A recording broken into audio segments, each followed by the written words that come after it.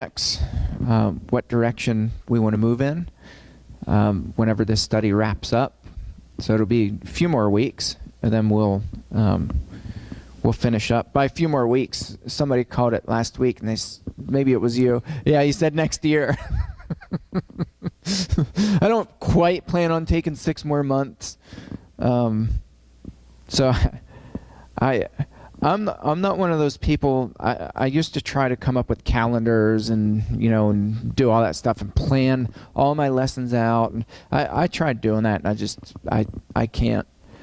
I've been doing coaching with one of my former professors, and this past week I did some coaching with him, as in he coaching me, not me coaching him. And he said, "Boy, I can see that you are extremely task-oriented."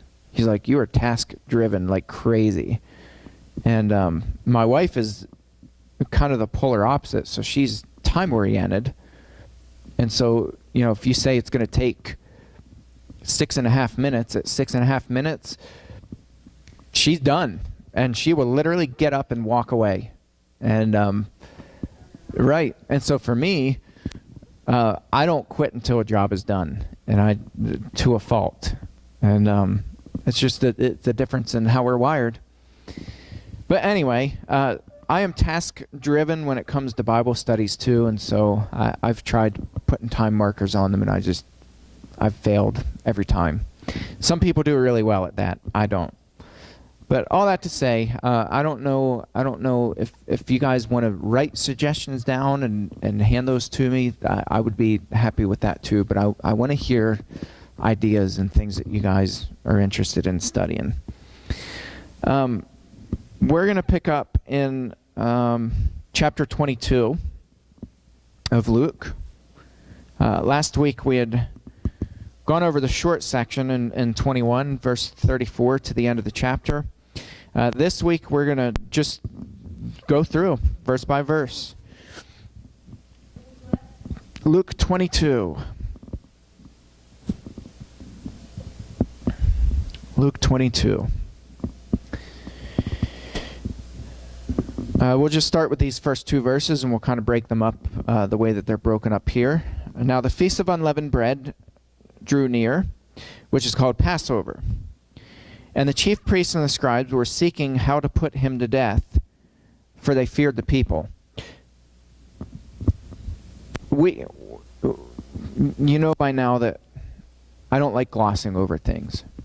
We gloss over things constantly. I think this is one of those ones that we just kind of gloss over, and we just kind of assume because, I think most of us, if not all of us, kind of grew up steeped in the Bible. And so we just kind of know, the antagonist came and, they plotted to kill Jesus, and, and this was marked out, he knew it was going to happen, et cetera, et cetera. What we tend to gloss over, at least what I gloss over sometimes, is that these people were driven by the crowds. The Jewish people didn't like Jesus as a whole. We give the scribes and the Pharisees kind of a hard rap, but keep in mind, Jesus wasn't really accepted as the Messiah by the Jewish people as a whole. In fact, it was just the opposite. He was rejected. People didn't like him. He was disruptive in their minds. Everywhere he went, and keep in mind too the jealousy issues. Jesus is going around and he's drawing these big crowds, and he's healing people, and he goes into worship services and was just incredibly disruptive. He would heal on the Sabbath repeatedly, which I love about Jesus, because we're so afraid to offend people, and we're so afraid to mess with our worship service. Like, that's the sacred cow that we have. You just don't mess with worship service. Jesus messed with it all the time, but not for the sake of doing it, because Jesus constantly prioritized, and as I mentioned before, he had a mission that was marked out before him, period. And so there were not timetables on when Jesus could heal or when he could minister. And we still do that today. Like, we create all this red tape around ministering to people. We're like, well, let's get a plan in place, and let's get the proper approval. And Jesus didn't do that. He just served to the point where people were so offended they wanted to kill him.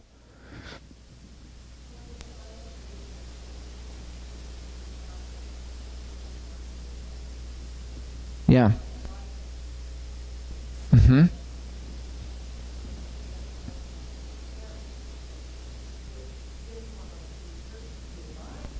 Right. Right. Yeah.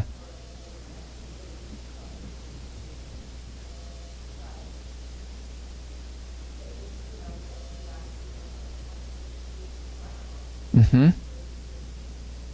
Yeah.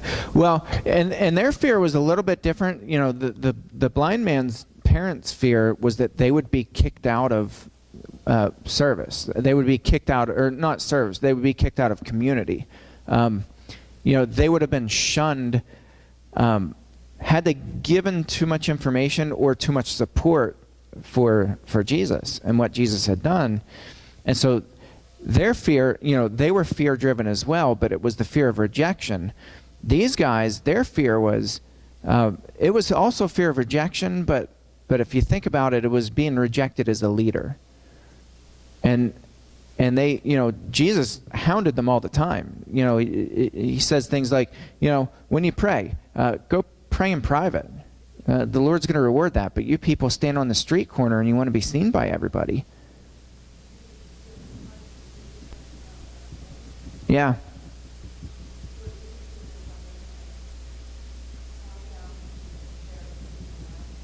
Yeah. Yeah. Well, I think this is an interesting thing too, because again, it's easy to point fingers, but we fear people too, and we fear the way people are going to react, and that drives our behavior. And it shouldn't. I'm in the sermon today, and I didn't tie these together, again, because I'm just not that smart to tie my classes into my sermon and vice versa. But I'm gonna start with a quote that I had tweeted out this week, and I said something to the effect of, I'm starting to learn that being right, and I put it in quotations, being right creates crises. It's always going to create a crisis if we have to be right, and we're going to tell people, we're going to prove what's right, and we'll even use the Bible as if that's okay too. Like, that's the end goal, is to prove that we're right. And in essence, what we're doing is we're proving others wrong, right? So I said, in trying to be right, we create crises. But in doing what's right, we take people who are in crisis and we give them hope. Yeah. Mm-hmm.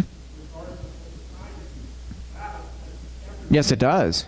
Yes, it does. And this is why Jesus was upsetting so many people. It wasn't, I don't even know really that it was so much the claim that he was the Messiah, because he didn't really publicize that. He wasn't going around telling people, hey, I'm the Messiah. I've come to save mankind. He wasn't going around telling people that. He had told very few people that. Very few people. And so what was so controversial was that Jesus just did what was right. He never went around and he never proved what was right. He wasn't like, let's sit down and have a good old-fashioned debate about the Bible and open up your scriptures. And when he pulled out Isaiah and read from it, I love the simplicity in that, right? What's interesting is that when that's recorded, when Jesus opens up the scroll of Isaiah, he reads from it. He talks about setting the captives free and setting at liberty those who are oppressed. Jesus rolls it up. He sits down, and what does the Bible record? And the people, you remember what it says? Marveled. I love that, because what were they used to? What are Jewish people known for? Even today, what are they known for? Arguing. That's how they sharpen, iron sharpens iron, by fighting, by arguing, debating. They stand out in the streets. Bill, that was one of the things that really stuck out in my mind when you talked about visiting Israel. When you go, I think you called them professional scholars or something like that. Like, it's Jewish people who that's all they do. They stand in the corners and they just argue. They publicly argue.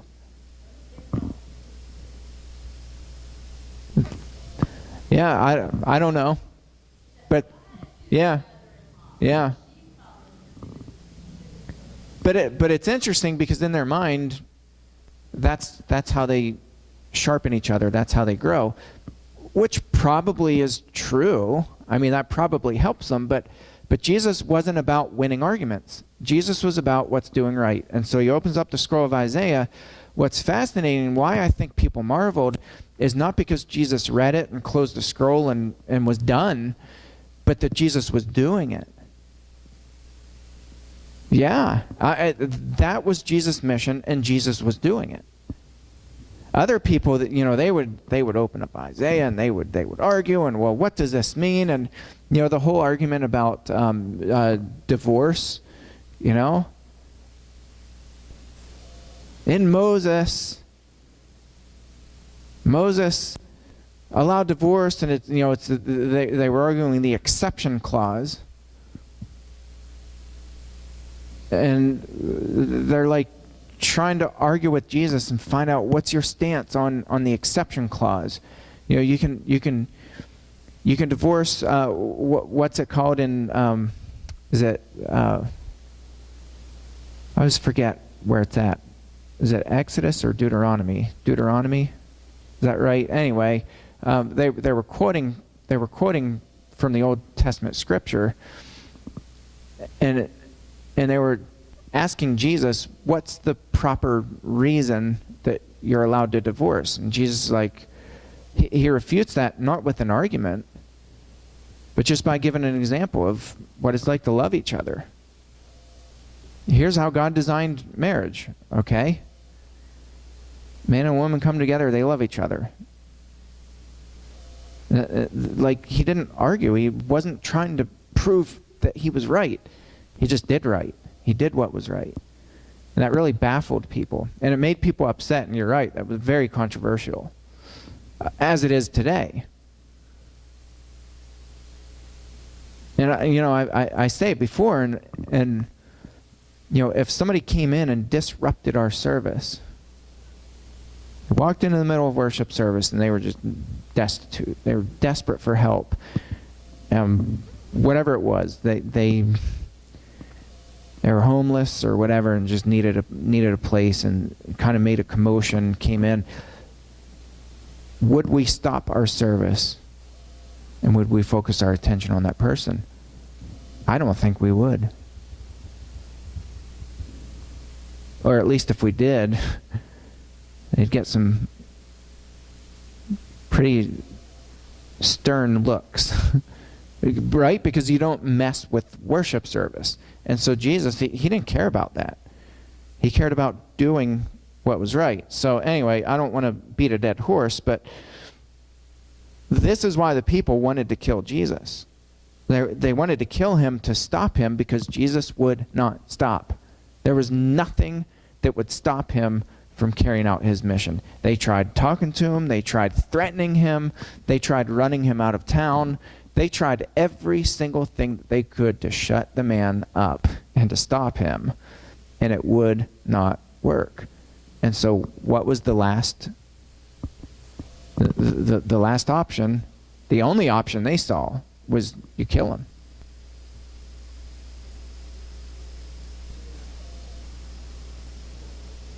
Yeah. They have They have a hierarchy. They have the way things are, and they've always been this way, right? Does that sound familiar? Things have always been this way. We've always done it this way. Jesus messed with that. Verse 3, then Satan entered into Judas. It's interesting language, isn't it? Satan entered into Judas, called Iscariot, who was one of the number of the 12. He went away and conferred with the chief priests and officers on how he might betray him to them. And they were glad and agreed to give him money. So he consented and sought an opportunity to betray him to them in the absence of a crowd. So this is interesting on a couple levels. Number one, Satan entered into Judas.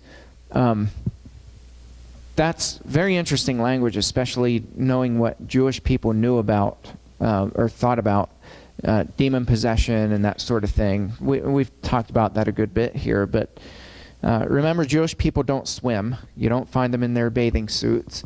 Back then, I think that's changed today. But they don't go in the water. Why? Why don't Jewish people swim? Why don't they go in the water? What are they afraid of? Yeah, the water is where the demons live. Leviathan is in the water. You don't go in the water. Like, you know that story of the pigs going into the water? Yeah, our Western mind is like, well, why would they ask to go in the water? Like, they asked to go in the water. And like, people just don't know what to do with that. And they're like, that's just a really confusing story. It doesn't make sense. Well, it makes sense to the Jewish person. The demons were asking to go where? Home. They wanted to be released to their home. That's where they live. That's where they reside. And the pigs off the mountain, what's interesting is Jesus grants that to them.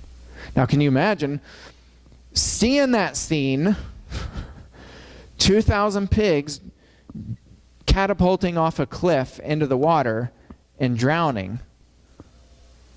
Can you imagine as a kid watching that and being like, oh, I want to go play in the water? No. They're terrified of the water. And this just solidifies that fear of the water. So anyway, Jewish people had this pretty developed view of demonology and demon possession by the time the New Testament's written. That's kind of evolved over time.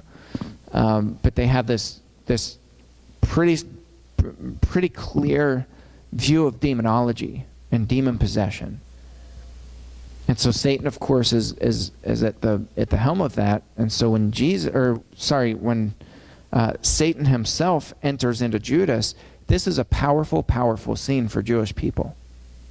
This is like the demon possession of all demon possessions. This is Satan himself entering into Judas. Now the question is, did Satan overtake Judas, or did Satan enter into Judas because Judas was already wicked and evil? Right. Satan. Yeah, I mean, Satan doesn't just enter into people and overtake them. Now, I will say this with a little bit of a caveat, because demons do. Right? You find the little kid who's being thrown into water and fire, and the parent's just desperate to find healing for his kid. He's been like this since birth. Demons do that, but we don't have any example of Satan entering into somebody and making them do something evil and wicked and that they wouldn't normally do. Judas, yeah, the devil made me do it. Yeah, it doesn't work, right? And the reverse of that is even more true, that God doesn't make you do it. Right? James is pretty clear about that. If anybody's being tempted, don't you say that God is tempting you. And then James lays out this progression to say how you get from curiosity to this point of spiritual death. where there's the point of what I call the point of no return. You can't turn back because you don't want to turn back, and you've become so self-deceived that you can get to this point where you're okay with betraying Jesus Christ, who he knew was the Messiah. And look at how casual Judas was about it. Right? I mean, he's so calloused at this point, and he's so casual. He's just like, yeah, show me the money. This is a business transaction at this point. I don't want to give you the picture that Judas is, sweating bullets and he's really worried, should I do this or should I not? This is a business transaction. And until you've seen this level of what we call in the modern psychology world psychopathy, where somebody has actively shut off their conscience no longer works, there is no conscience. And we make the mistake of thinking of that as somebody who's standing in front of us is, they have fangs and, they're hissing at you and spitting, projectile vomit and blood, and that's not the picture at all. In fact, these are the people who best masquerade as sheep. And these are the people who have the best and most strong and powerful protection by the church.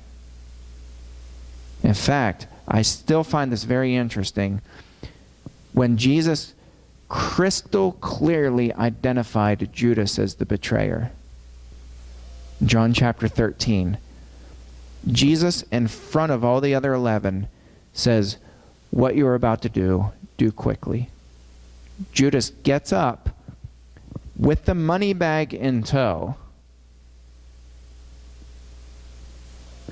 He walks away, and what do his disciples say or think to themselves? Yeah, he's going to take care of the poor. What a nice man. See, Judas didn't have fangs. Satan was already inside of him. When we read through Luke's gospel, Luke is pretty good about being chronological. He kind of breaks that mold. It's a little different than the other writers.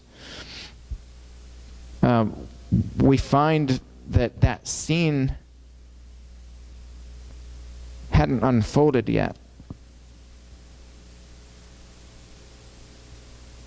Judas is just so casual. And he's just, again, it's a business transaction. That's all it is for Judas. Judas didn't look mean. He didn't look nasty. He didn't sound nasty. He wasn't like, well, fine, and flipped the table over on his way out. He got up, and in fact, when he came in and he gave the kiss, I think still in the other disciples' minds, they were thinking, oh, thank God Judas is here. Right? Isn't that an interesting thought? I don't think the other disciples saw that as a kiss of betrayal. I think when they saw Judas coming with all these guards, that they were thinking that God somehow had shielded Judas from these guards who were coming to arrest Jesus. And Judas was there to defend Jesus. In fact, so much so that he kissed Jesus on the cheek in front of the people who were going to arrest him. That's how bold and courageous Judas was to save Jesus, right? I think that's what the disciples would have been thinking.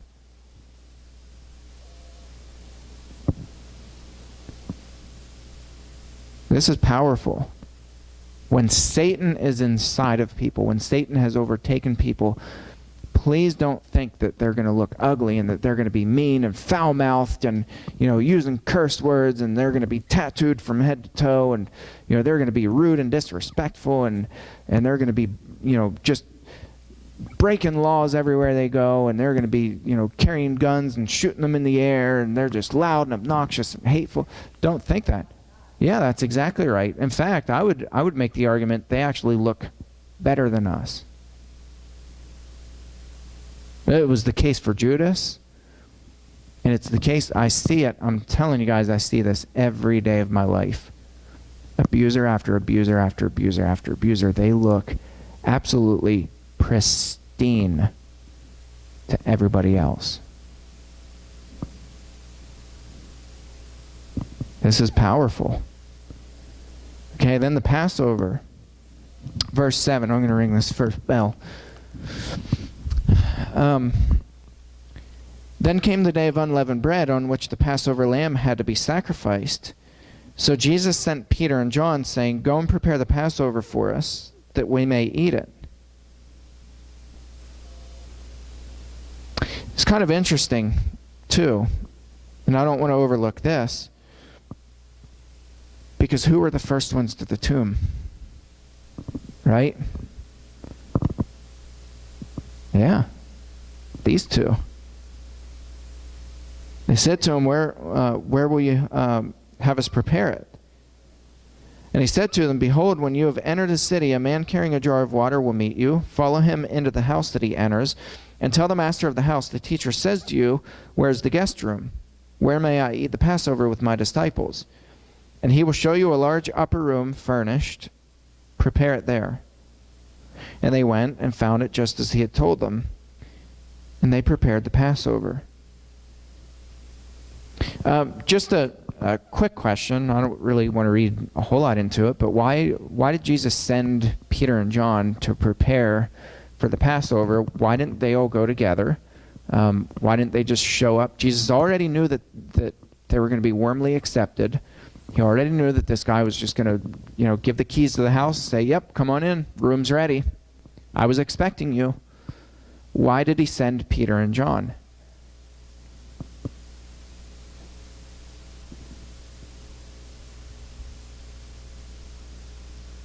Any guesses? I don't know that there's a right or wrong answer. It's a question that comes to my mind.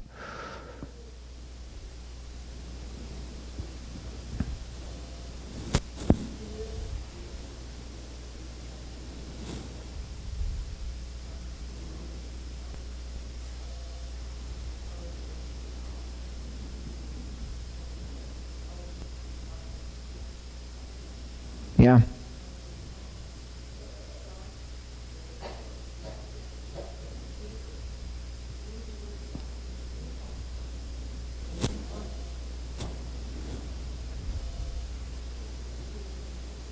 Mm-hmm.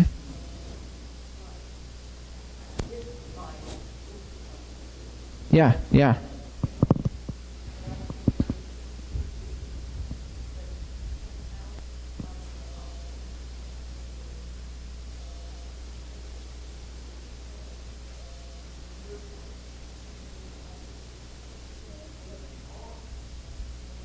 Yeah.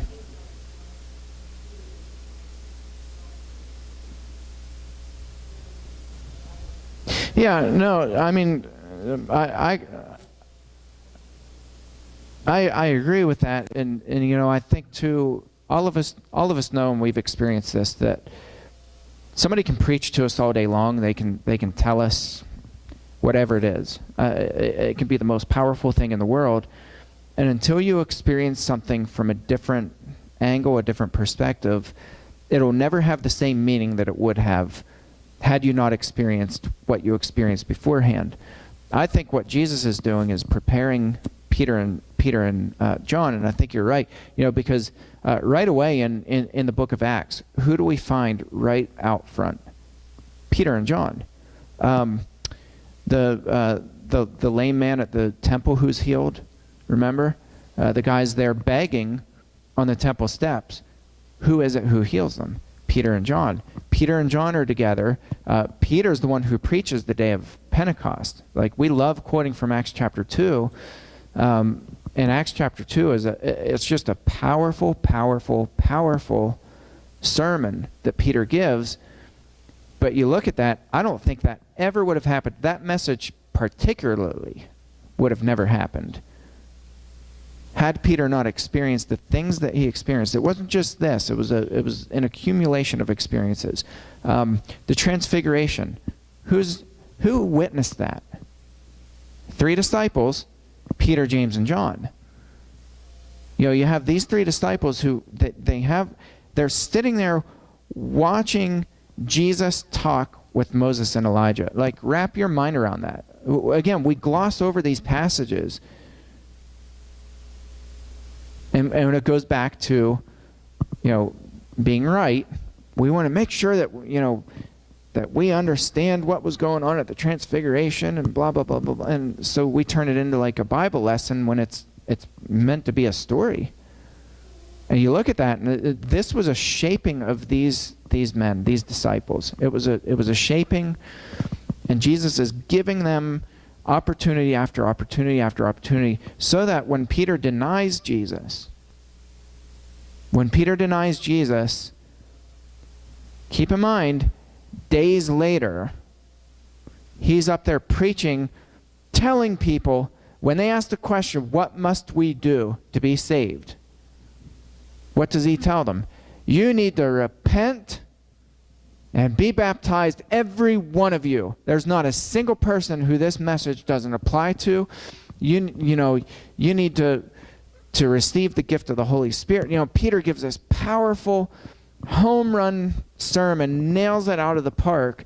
What gave Peter, who days before had just denied Jesus Christ, what gave him the authority to preach that sermon? Right? His experiences.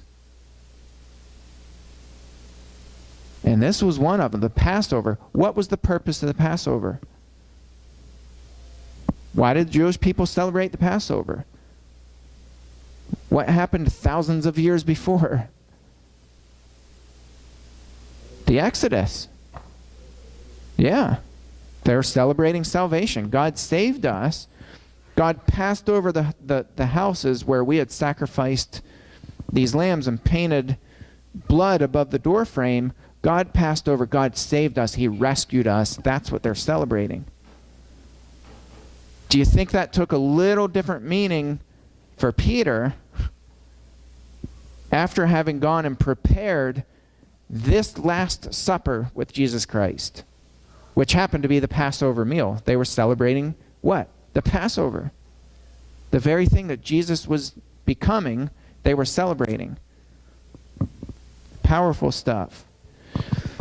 We're out of time. We're going to stop there, and we will